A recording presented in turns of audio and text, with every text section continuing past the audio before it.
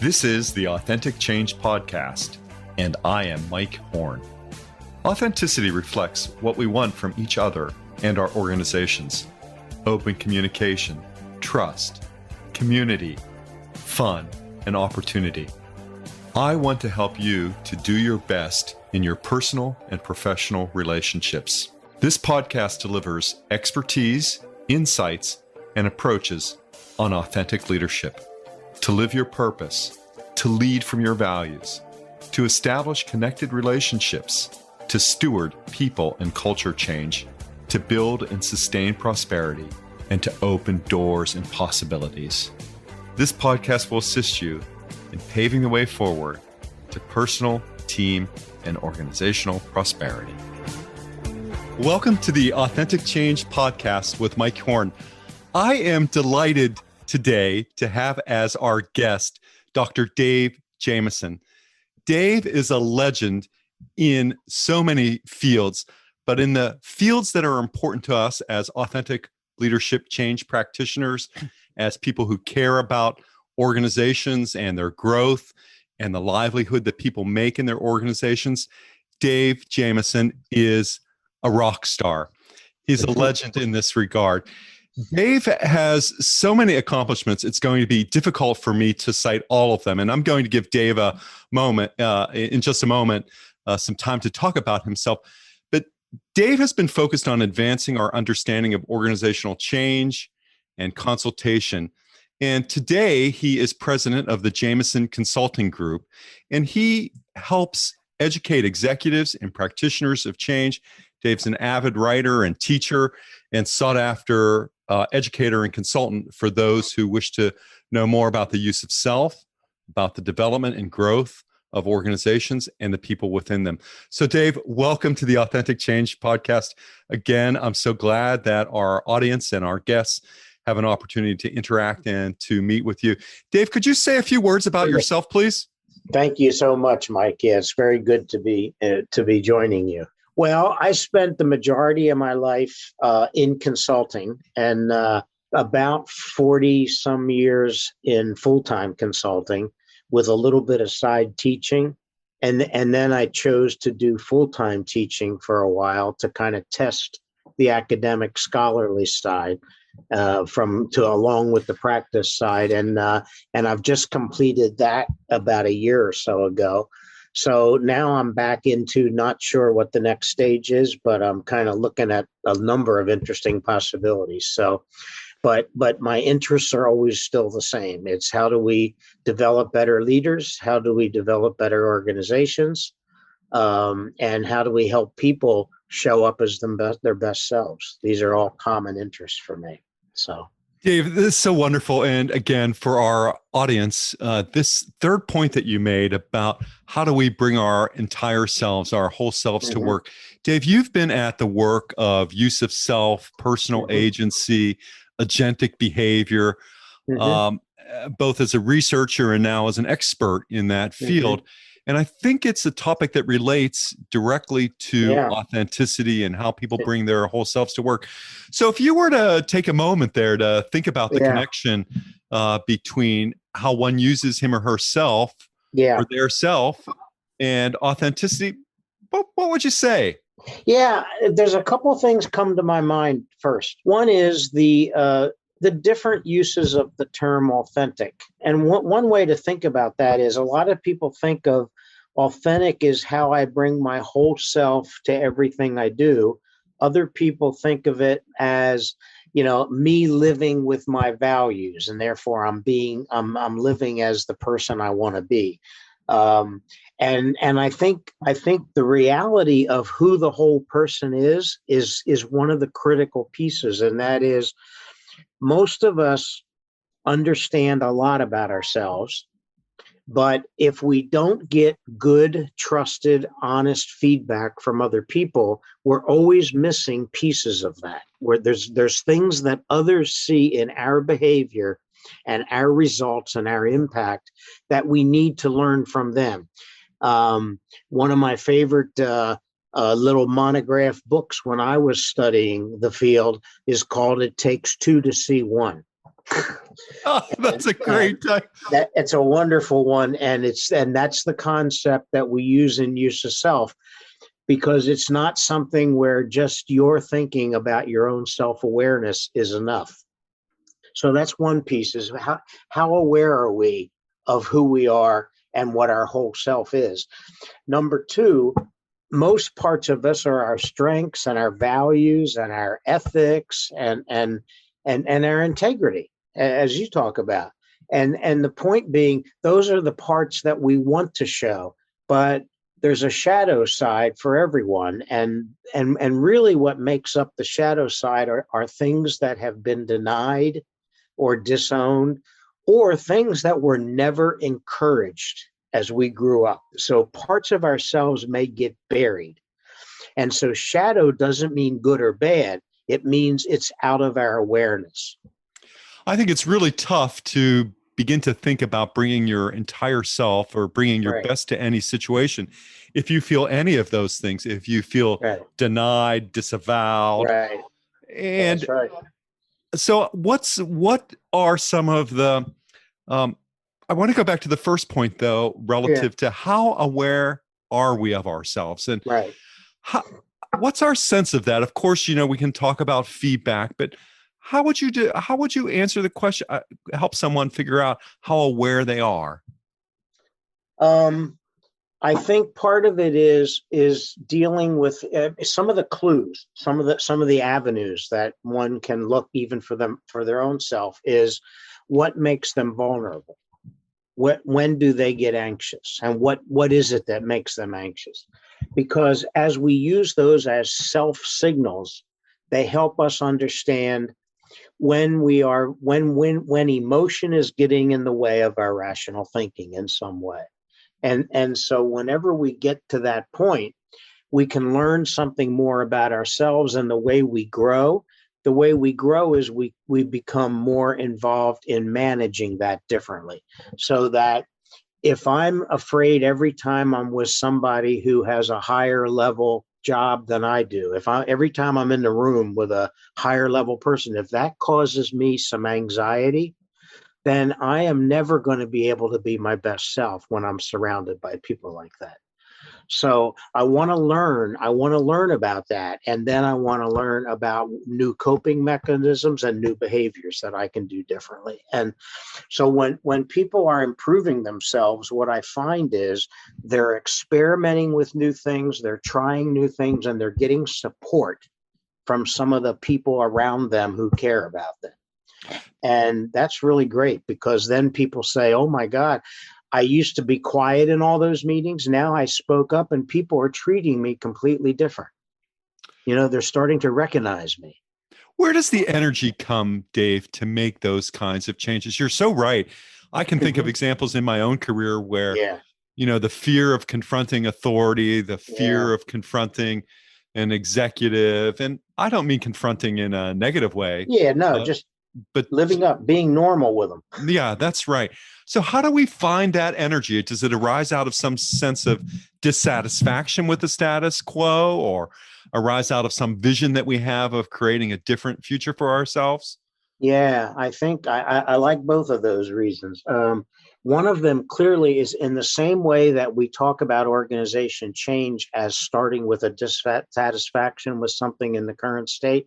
I think individually, since we're also a system, that's where we kind of also get triggers. That is, we're not happy with the results we're getting, or we're not happy with the impact we're having, or we think we're a good leader, but we keep getting whenever there's feedback, we keep getting very poor evaluations from other people who we're leading. And so part of it has to be some level of motivation to want to do something different. And I think it has a lot to do with that sense of dissatisfaction. The other part of it is we have more than one self inside all of us. We usually have an ideal self, and the ideal self comes more often not from what we create, but from how we grow up and who influences us as we grow up, and what institutions influence us.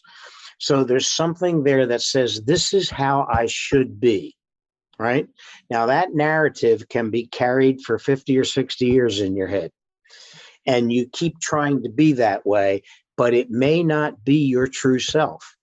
It may be made up by other people. And part of what we have to balance out is, who is the self that I bring with me? Who is the self that I want to be? And not just rely on what is the ideal self, the way I'm supposed to act, the way people expect me to act. And so a lot of times people are caught up in situations at work, for example, with not being their true self. So they act out different behaviors to try to represent themselves differently. And the more we have to do that, the more we're a little bit divided inside. And Parker Palmer wrote about the divided self. So this is one of those areas where we want to become less divided. And that is, we want to become, we want to own all of us so that we are more of a whole. That also gives us a much better way to be authentic. It gives us a cleaner pathway to being authentic. So, Dave, are you talking about owning our dissatisfactions as a potential way of becoming more authentic, about bringing more of who you are to what you do? Yes. And by claiming that dissatisfaction, because you're really working with the concepts of psychological opposites and the different polarities that we bring, it's difficult, I think, when the drive is towards satisfaction. I want to achieve, I want to affiliate wherever your values are. Right. But to own the shadow side, as you might describe it, requires, I guess, a couple of things. One is you have to care about your worth, and you have to care about yourself. Yourself, exactly. In order to help others, in order to express and to grow and to develop and to change. Yes, exactly. And the other part of that too is when we are being driven by others' expectations or by our desire to be accepted by others. Let's say that's been a major pattern of behavior for us. If that's the case, then we have to create personas, we call them. That is, how do we purposefully show up to other people? And if you want to know what's exhausting, is the person who is different at work and different at home. Because over time that gets very exhausting, because I'm one kind of person and I'm informal, and then I go to work and I'm very cold and rigid and different, but I'm doing it for a reason. And I think our best learning is figuring out those reasons, figuring out some of the narratives that we carry in our own head. And then how often we're trying to behave in a way that people will feel okay about us and accept us and allow us to join rather than be excluded. And these are all examples, I would imagine, of the divided self. Yes, they're part of it. Exactly. And the more integrated you can be, even if everything about yourself you're not happy with. Let's say that's because that's most normal human beings are that way. The reality is, if you're owning it rather than denying it, you have a better chance of managing it rather than letting it slip out when you're angry or when you're completely when you're completely reacting to someone's emotional triggers. Dave, I think one of the principles that I espouse and certainly take into my coaching work is the idea that everyone deserves to be loved. Yes. And as I think about the concepts that you've been describing, it operates out of self-criticism, our desire that maybe we're not good enough, or I've got to show up this way at work in order to be liked or well regarded. And that causes a disconnect in my personhood or personality. Yes. And we understand that some of the catalysts for that are the dissatisfactions that we have, or the vision that we have that something can be different. How do we go about involving and soliciting others in our campaign so that it is not just a question in our head? Right. One of the things that I've been working with the last 4 or 5 years is called a trusted partner concept, so that no one should be on their own use of self journey without a trusted partner, meaning someone whose input you trust and someone who gets to see you in action. That's the best thing we can have, because we need two things. We need their feedback occasionally, but the other thing we need is when I want to try something better, I want to do something different, I may need their support right alongside of me. And maybe some people describe these trusted partners in other terms. They talk about accountability partners today, right? Somebody who helps me to be accountable. And that could be the greatest gift that we give to ourselves, right? This process of becoming more of who we are, so that we can effectively serve ourselves and serve the clients with whom we work. That's right. That's right. And then take it up a notch. And if you're in a leadership role, you got to remember that you're impacting way more people than the average person every day. Right. And so how we're impacting people and whether we see how we're impacting people has to be compared then with what is our intention, because a leader should always have an intention. How do I want to execute my leadership? And because a lot of people execute it in a way that they're probably happy with, and it hurts people just by the way it's executed.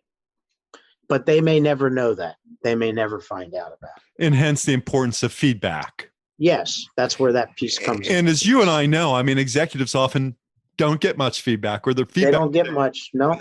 Reinforces the kinds of behaviors in which they're engaged. And, people are afraid to tell the boss, oh, you did a horrible job there. Or, maybe you could approach it another way. And that's why I always hope that a leader has a private, somewhere in the closet, trusted partner, that's somebody who tells them the truth. And if they don't, if they've gotten to the top and everybody around them is going to say, yes, sir, every day, they're never going to learn anything new about the impact they have.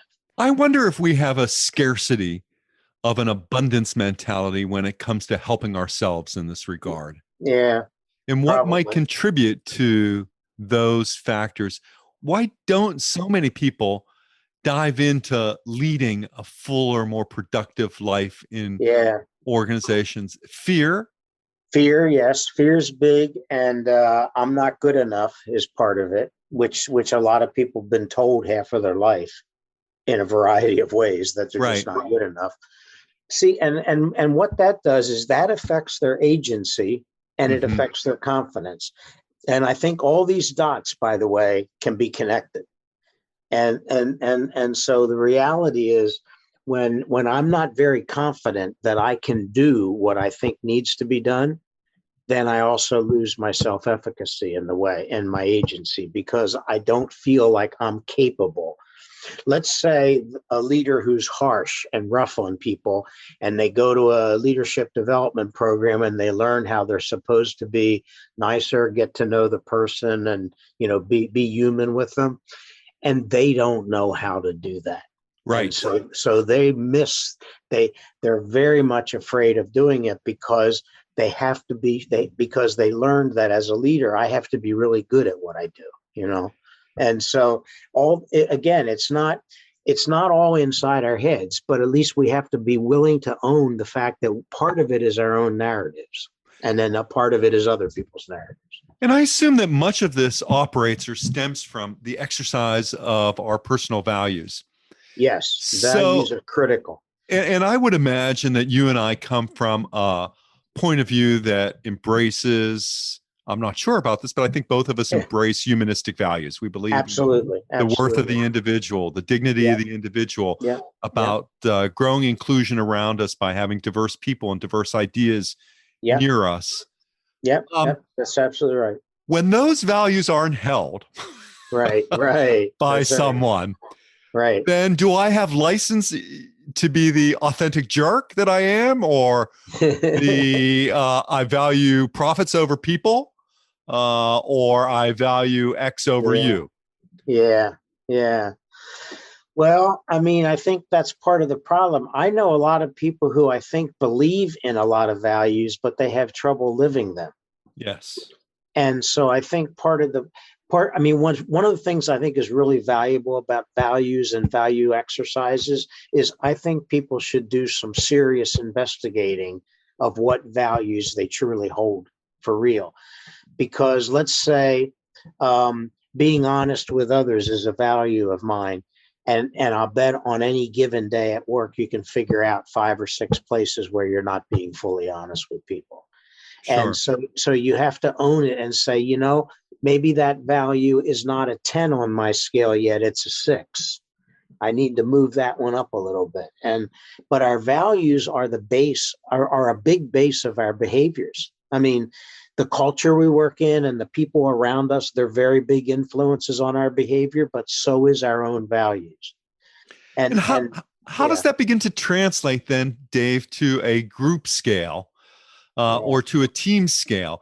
So, I may hold my values a certain way, and my boss, he or she may be a person, but we really don't sync up on certain things because maybe perhaps my values are built around affiliation and relationships, and perhaps my boss's values are built around acquisition and more toys and let's see what I can create that might come out of some heroic effort or some other type of experience. How do we begin to reconcile all of that in organizational life and foster an alignment that lives the kinds of values that are familiar to you and to me? It's easier when people are peers than it is when people are on a hierarchical scale, because you have to speak openly about some things. And it seems to me that many of our conflicts that we have, that we don't do conflict management all that well, but a lot of them are value based. What we're conflicting about is I don't support your behavior the way you do that, or your values underlying what you're saying, and I don't support that. Now, if I can't speak up about it, or if I can't try to influence it, see, I never cared whether I was the leader or the follower. If I thought I could say some things or do some things that might help improve the situation, I would generally do it. And sometimes it costs you your job. Yeah. I guess that also means a manager or a leader who can create the environments for what's popularly called today psychological safety. Yes. The concepts that Amy Edmondson has articulated. Yes. And has certainly been found effective in many leadership situations. This idea about creating trust. Yes. Well, and I mean, as soon as a leader, for example, opens up space that the others around them say, oh, I feel much more comfortable making one criticism or disagreeing with one thing, because so many of those teams, especially near the top, lose the ability to disagree. And Dave, this may be a difficult question to answer, but why do you think there is such a dearth of learning about self and opening up these possibilities for freedom? Well, I wished I knew the answer to that, because when I've watched people who grab hold of it and make their own journeys, I've seen phenomenally good changes in a lot of people that just makes their life better. They make their own choices about what it is they need to improve, what they've been holding back, and what they want to bring out and share with the world. When they do that, it changes their life. It changes their relationships, and it changes their life. Now, most people don't do that. And what people look for too much, I'm afraid, is they look for, tell me how to do it, or give me a tool, or teach me the technique. And I think that has been so overdone in our society that none of that deals with the person exploring themselves. None of it. It may also be a statement about some traditional leadership development as well. Yes, exactly. I don't think we're developing leaders as a person. I think we're teaching leaders more things about the way we do things at this company, and what are my expectations of you as a leader. All with a value, I assume, because it does help to set the rules of operation in an organization, helps to define how we get things done around here. But Right. guess what I'm hearing from you is that fundamentally it may help us on our organizational path, our glide Yes. path, but Yes. it may deny us our ability to bring full expression and Right. give the gifts of our talents back to the Right. organization.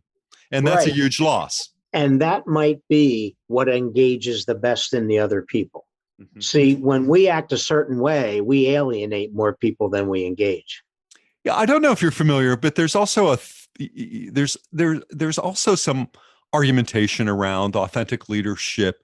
Uh, Jeffrey Pfeffer's a good example of it. Yeah. Leadership BS. Yeah. Yeah.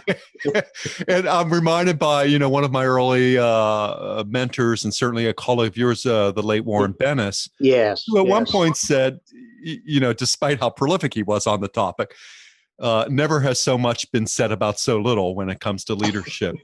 Uh, I but know. maybe it is this kernel of Yeah. knowledge or nugget, that the ability, one, to be self-aware Yeah. and to understand your strengths and values so that you can work on your congruency in order to Yes. increase your effectiveness. Yes. Yes. Yeah. And and when I think of integrity, I think of people who we rely on showing up approximately the same. So it's we their integrity in part shows up because of how we know them, and that they're not different on Tuesday than they are on Saturday. That you can count on it. It's a certain consistency, right? Exactly. What about when you have a boss that by many measures is difficult to work with, not only Yeah. your own Yeah. personal assessment? Yeah. In Yeah. some ways, I think one of the mantras in corporate life is go along to get along, right? Yeah. Just keep your head down, keep the nose to the grindstone, do your Right. work, and you'll be fine.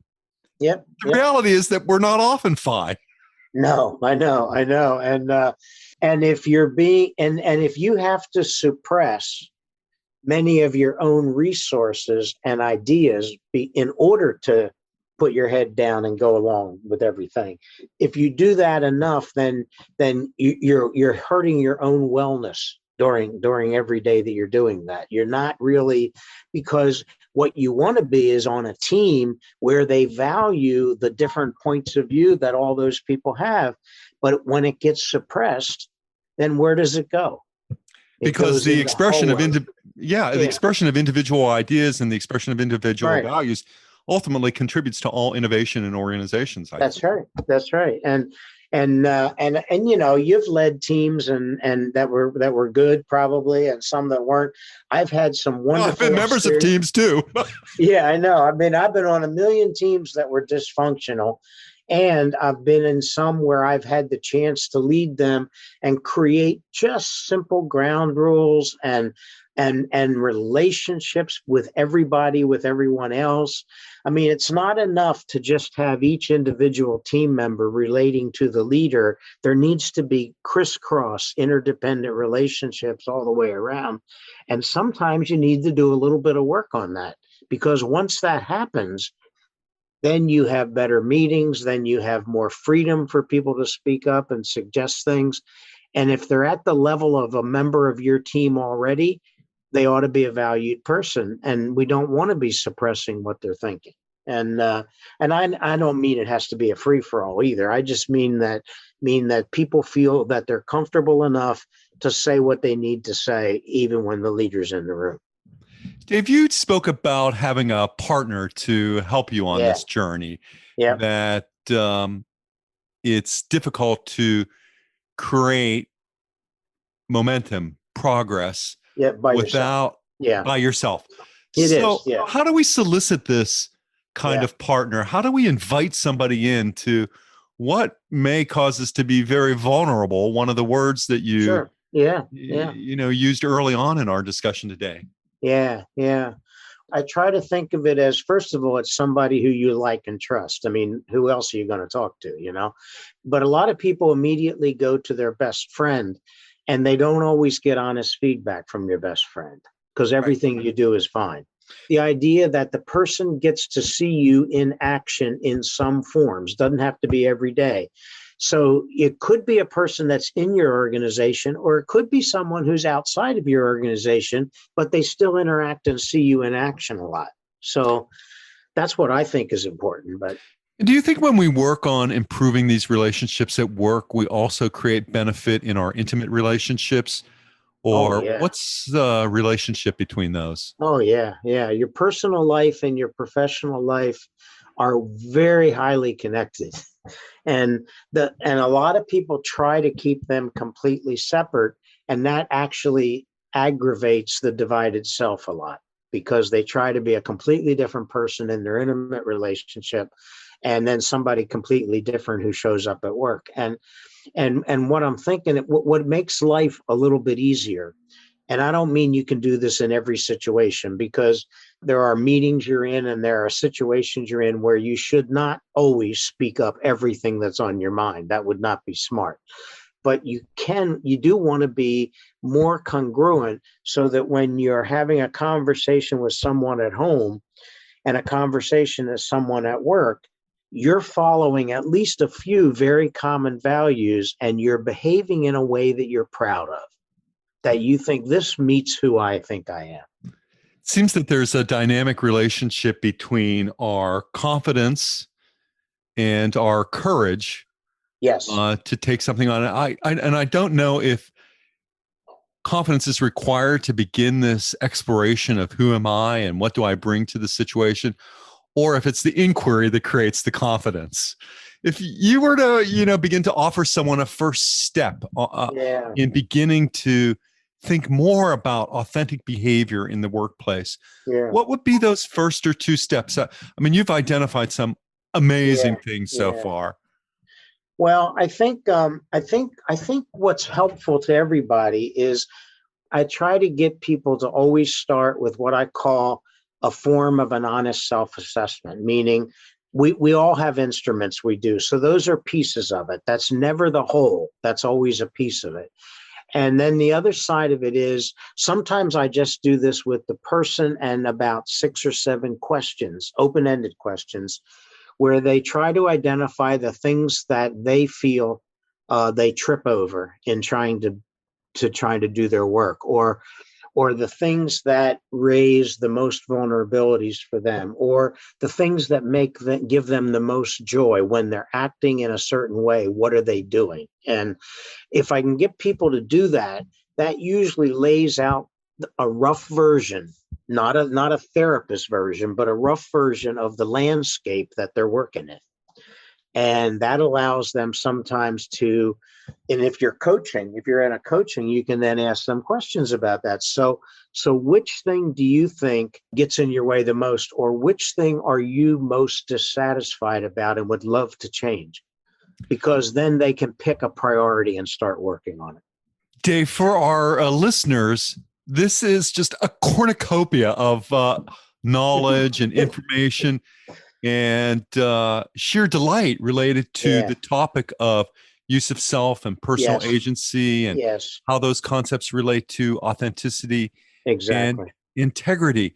And I've been taking just hundreds of notes as we've been in this discussion, and I'm sure that many of our listeners who are sitting at desks are perhaps engaged in the same thing. But for those who are out, who are in the car, or who are out for a walk or a run and listening to the podcast, there are so many great ideas in this podcast and the experience that you bring, that we have to think about making a difference in the organizations in which we work. And maybe it's not about making a difference in the organizations in which we work, but it's about helping ourselves to the difference we make to ourselves and to others around us. Yes.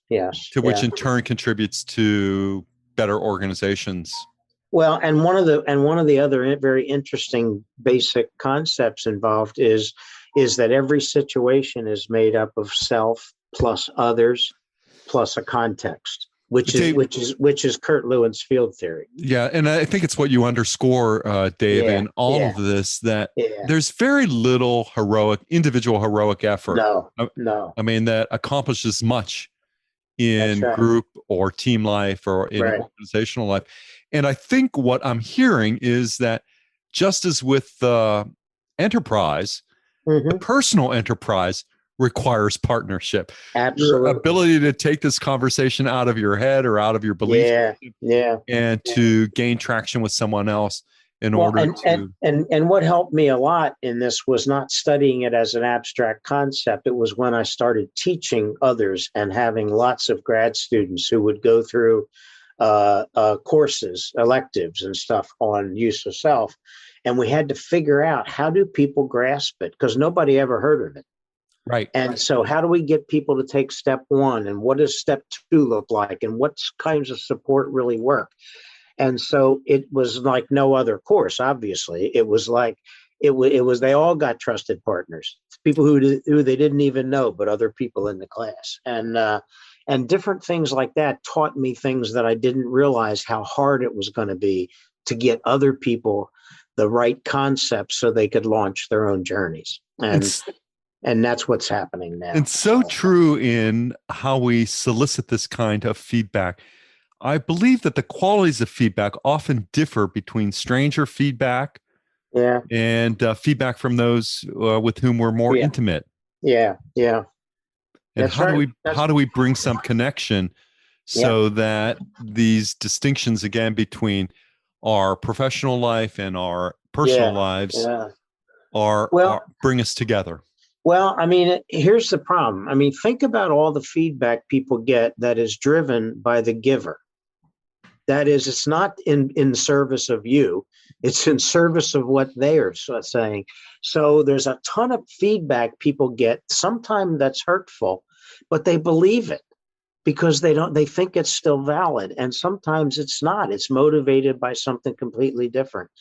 And I think over time we just need to find people who we trust enough that whatever they're saying might be different than what somebody at home is telling me, but I still think it's valid. And Dave, Because that's what I need. Yeah. maybe that's where we begin to wrap up today as we think Yeah. about this concept of trusting enough. Trusting enough. Yeah. Just trusting enough to open a door to possibility. Exactly. You don't have to open many doors, but one door has to open in order to see yourself either as right. less worried, maybe more happy, maybe Yep. more fulfilled. And that is the challenge that each of us has in this lifetime. Yeah. And I mean, I don't like negative feedback either. I don't think anybody does. But meaningful and valid negative feedback is a gift, for God's sakes. Yeah. We don't usually get that. And I know originally I used to react to it and get angry. And now what I want to do, what I try very hard to do, is ask a question back. Yes. And sometimes what I do, and maybe this is some guidance for our listeners as well, that I ask for feedback. Yes. Because, you know, what I've learned is that feedback often says more about the giver than it does the receiver. Sometimes, yeah. And for me then to really want to develop a relationship with someone, it requires me to be curious about them. Yes. To ask a question. Yes. To, as we've discussed on several occasions, to show that I care and then being willing to do the work. Yeah, I mean, if we could be perfect, then we wouldn't run into very many problems. But we can't ever be perfect. Even with all the use of self-work we do, we'll never be perfect. But we need to understand when we're happy with what we do and the impact it has, and when we are not satisfied because we did something we wish we didn't do. That we just have to know the difference. For our listeners, Dave is an oracle of information and ownership and thought leadership. On this topic. He is a thought leader on the use of self, agency, certainly fundamental parts of becoming more of who we are and bringing more of who we are to what we do. Dave, if our listeners wanted to get in touch with you, sure, how would they begin to do that? Email probably is a good start. The best email for me, well, I'll give you an easier email than the one that was at the university. It's chgdoc@outlook.com. That's another one I have. So good. Could you repeat that once more, Dave? chgdoc. It's At changed Outlook. at outlook.com. Oh, that's super. That's great. Yeah.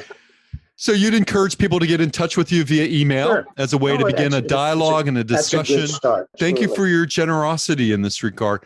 Are there any other ways or topics where people might find out more about your work and what you're doing today in your leadership in this area?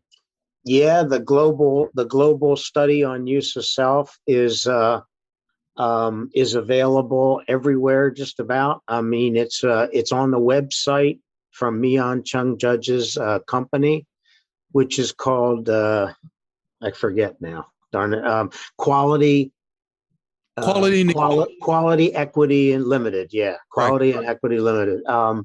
And the people could just download it. That's the study that we did to understand use of self better. And then there are a number of journal articles. The OD Journal, the OD Review, both have a number of articles just in the last, say, 5 or 6 years in those journals on use of self. And I think between Mian and I, we've covered all the literature that was way before that too, when people weren't even talking about use of self, but they were talking about the self. So we covered all that in the global studies. So that literature is all covered there. So, Dave, I so appreciate, and I'm sure our listeners do, with the ground that you've broken in this and the paths that you're forging ahead, and for your generous offer for our listeners to be in touch with you by email for their questions and for further explanation. Dave, it's been such a delight. Time has gone way too quickly. Today in this podcast, there are so many ideas and so many topics from which we can learn from you about bringing more of who we are to what we do, about increasing the drive for authentic leadership in organizations, something I think we clearly need more of as many people return to workplaces. This idea that you matter, that you count, that I take an interest in you, and that you can bring more of who you are to what you do in any situation, barring a number of factors that all leaders can influence in their organizations. Yes, absolutely. And thank you for your new contributions to all of this too. That'll be very helpful, Mike. Well, again, thanks. And it's been my honor and delight today to have as our guest on the Authentic Change podcast, Dr. Dave Jamieson, a thought leader on the use of self, and his contributions far extend beyond the use of self to encourage the development of healthy, happy humans and organizations. Again, Dr. Dave Jamieson, thank you so much for being a guest on Authentic Change. Thank you, Mike. Thanks for listening, and I hope you'll subscribe today and tell a friend about our show. If you're looking for hands-on help to increase your success through authentic change, or have a question you'd like to hear me answer here, please email me at mike@mike-horne.com.